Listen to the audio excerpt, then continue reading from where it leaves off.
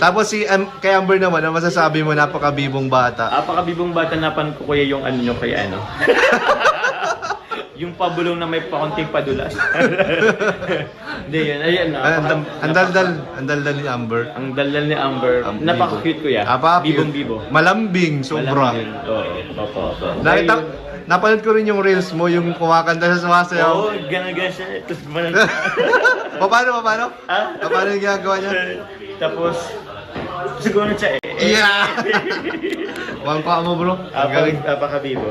Grabe. So kaya ano siya kuya, hindi lang si Carla kinagigiliwan ng mama, pati si Amber Ay, oo, dalawa na sila. Dalawa na sila. Oo. Kaya yun. Tapos tinanong ko nga si Amber nung araw ng ribbon cut. Sabi ko, anong gusto mo sa birthday mo?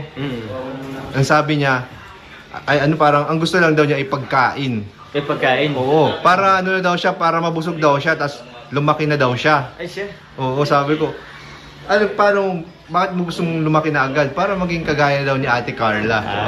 Diba? Ganda no kuya, inano niya si Hindi siya materialistic, no? Hindi siya materialistic. Oo.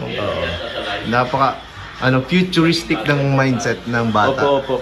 Grabe. Pero kung ako sa kanya, sana wag na muna kasi alam niyo tipong napaka-cute niyang bata. Oo, enjoy na lang niya. Enjoy na muna niya. Enjoy na lang niya. Para sa akin, parang ay wag ka na munang lumaki. Yan. Ang bilis mo, minsan kaya bilis lumaki ng mga bata ngayon. Oo, grabe bro. Siya bibo pa naman ni Amber. Apaka-cute. Ayan. Thank you bro. Maraming salamat sa short time na binigay ninyo.